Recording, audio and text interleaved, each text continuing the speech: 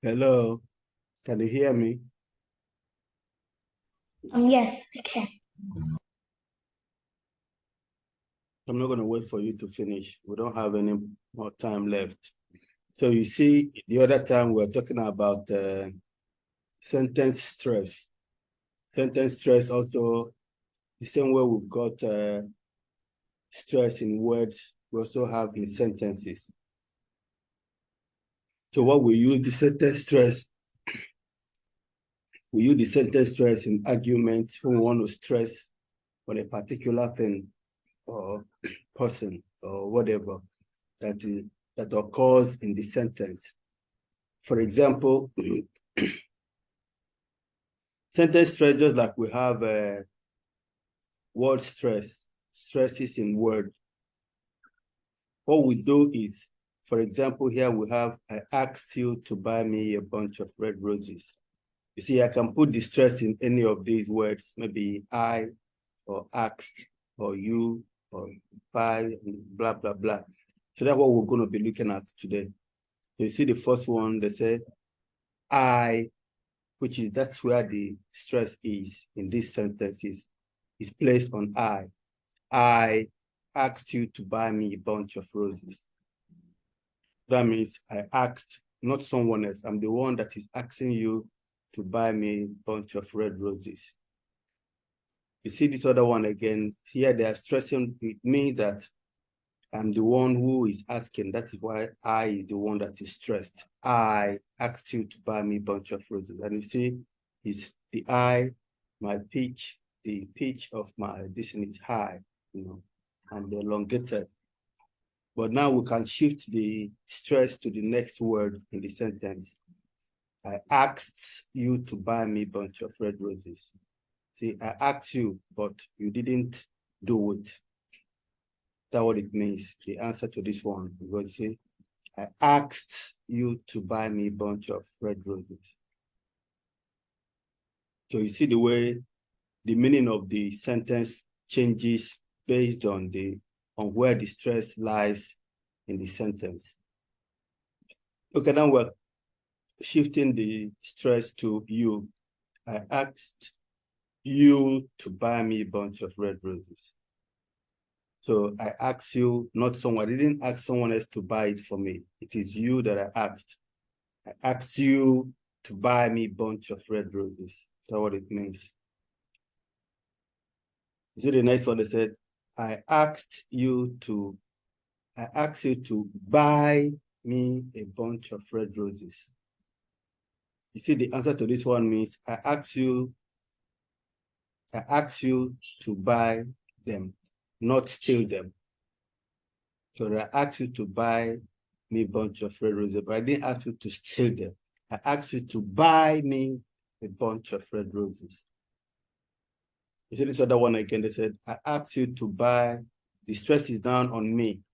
I asked you to buy me a bunch of red roses. I asked you to buy me a bunch of red roses.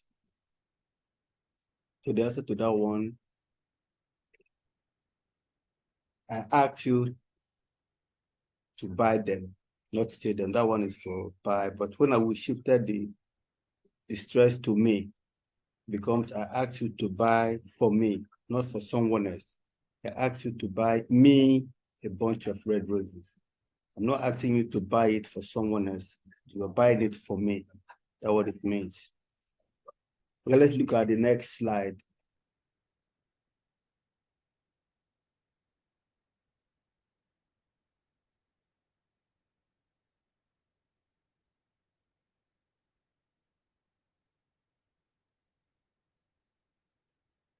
So the next slide we have, I asked you to buy me a bunch of, now we're shifting the stress to red.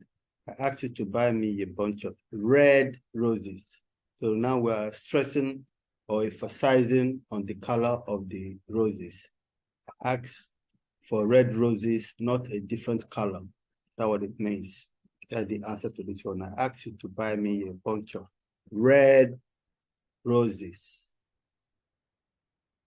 Okay, now we are shifting the stress to the last word in the sentence. I asked you to buy me a bunch of red roses.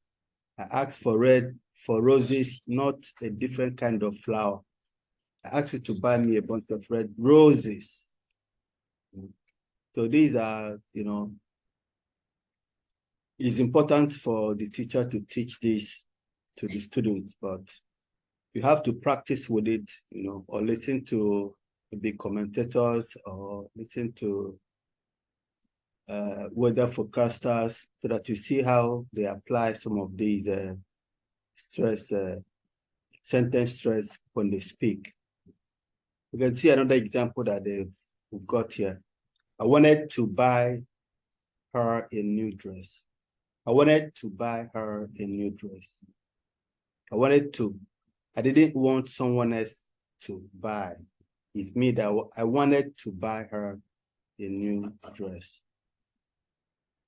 So if we shift the stress to the next word, it becomes, I wanted to buy her a new dress.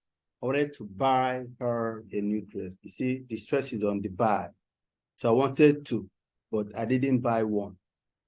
I wanted to buy her a new dress, but eventually I couldn't. So I couldn't buy her. So the stress is on the buy.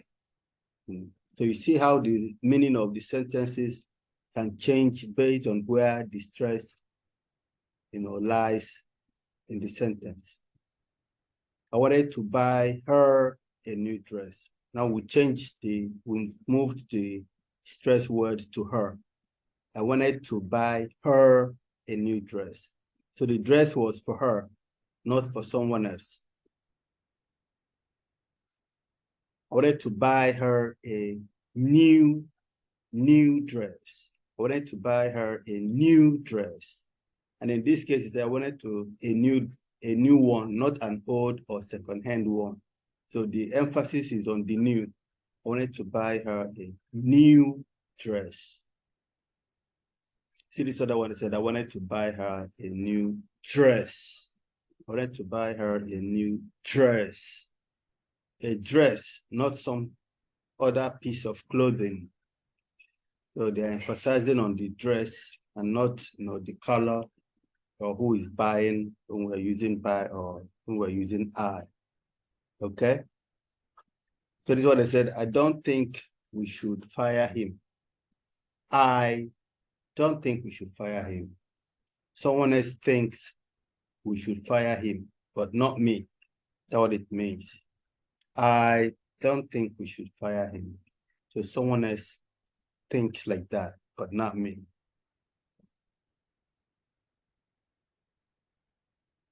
So these other ones said we have moved to I don't think we should fire him when correcting misunderstanding. I don't think we should fire him. So maybe someone else will be thinking, maybe you are the one that is thinking that the person should be fired. So you are correcting a misunderstanding. Someone misunderstood what we are saying as if you are the one who is of the thought that the person should be fired. So if you want to correct the misunderstanding, you can now stress that by saying, I don't think we should fire him. So that means you're stressing on that one. Okay, let's look at the next one.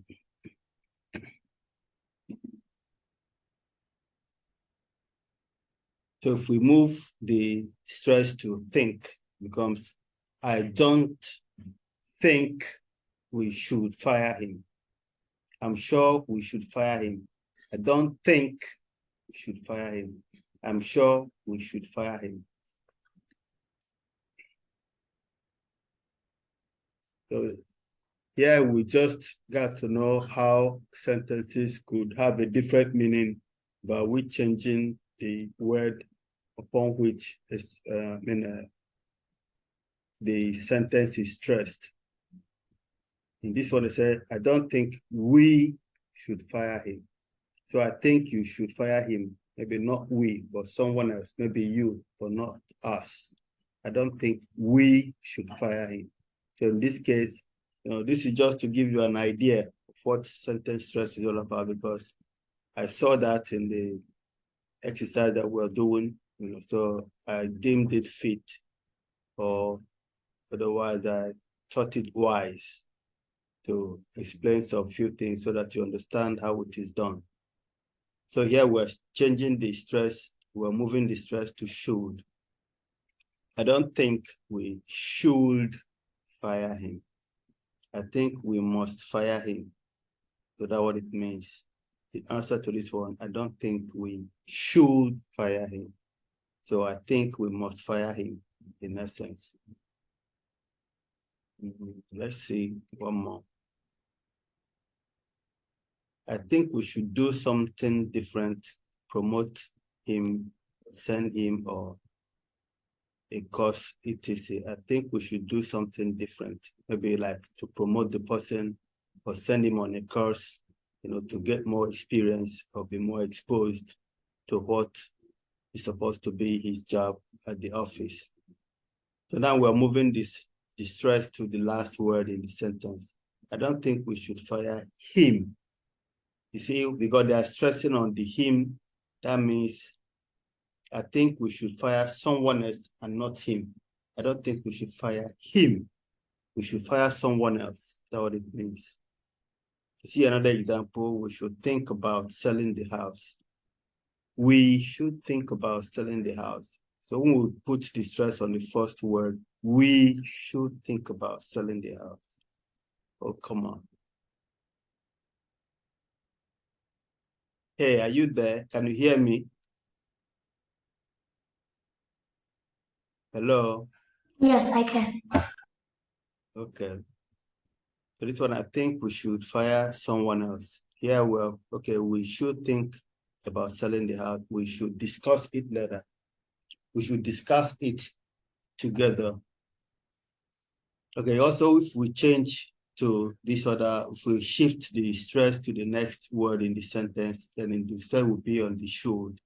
We should think about selling the house, correcting a misunderstanding and emphasizing the importance of the action. But I've gotten a beep about our timing, so I think I really need to double up so that we can round up the lesson before the time elapse. Okay, let's go to the next one quickly. Here we say we should think about selling the house. We should think about selling the house. We should think about it, not to do it. So that's why they are putting the emphasis on think. That's why the word is stressed. We and think. So we should think about it, not do it. We should think about selling the house. We should think about selling, not renting. That's the answer to this one, because selling is where the word is stressed. This is the one we've got. We should think about selling the house. So house is where the stress is on the sentence. So the house, not the car or some other property.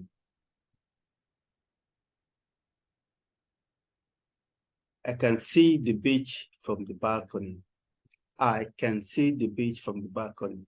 I can, but someone else may not be able to see the beach from the balcony. I can see the beach from the balcony. That's what it means. I can see the beach from the balcony. Correcting and emphasizing on what can be seen or what you could see. I can see the beach from the balcony. Not smell or hear, but see. You can hear the sound of the beach, rolling and all that. But in this case, what we're emphasizing that I can see it, not hear the sound or to smell that there's the beach around. You can see the beach from the balcony, not some other thing. I'm stressing on the beach. I'm not seeing something else. I'm seeing the beach. I can see the beach from the balcony, not from the door or from the window. So when you use the balcony, we stress the balcony, that means you can't see it from someplace, from no other position in the house except from the balcony. Okay, yeah, we've got some, they said some additional resources, English sentence stress. Okay, Maybe you can just listen to some of these and see how it sounds. Maybe this will give you an idea of what I'm trying to explain. I asked you to buy me a bunch of red roses. We listen again one more time. I asked you to buy me a bunch of red roses.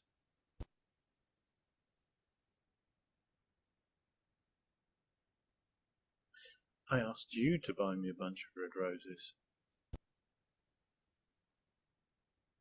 Okay, let's listen to this other one.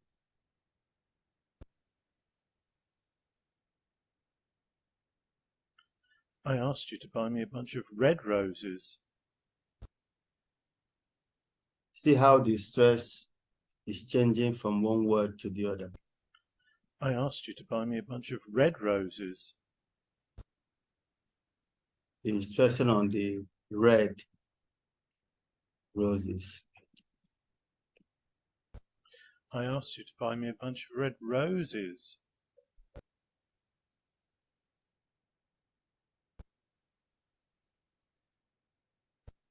I asked you to buy me a bunch of red roses. So which word does the stress lie in this last sentence? I asked you to buy me a bunch of red roses. Where does the stress lie on this one?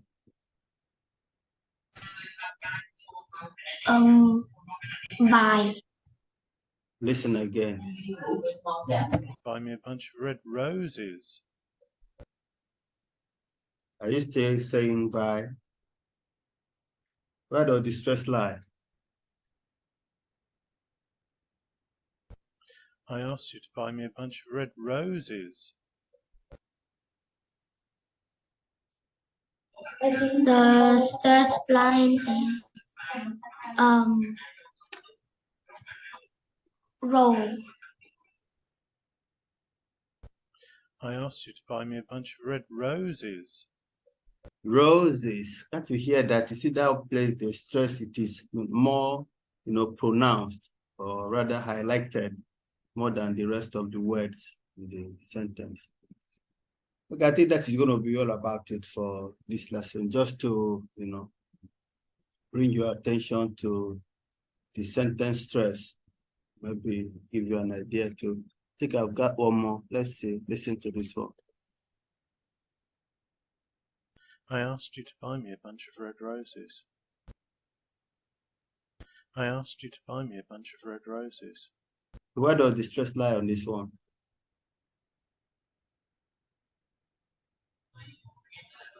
Position. Where does the stress lie? Listen again to this one. I'll play right now. I asked you to buy me a bunch of red roses. I asked you to buy me a bunch of red roses. Where does the stress lie? Buy. I'm sure. Listen again. I asked you to buy me a bunch of red roses. I asked you to buy me a bunch of red roses. Oh, ask. I asked you to buy me a bunch of red roses. Yeah, I think that's gonna. Ask. We'll do more. We'll practice more tomorrow when Piwat joins us. Our time is almost up, so we're gonna end the class here, and we'll do this again tomorrow. It's always good to have you around. So I think that's gonna be all about it for today. So we'll pick it up from where we left off by tomorrow. Goodbye, teacher. Okay.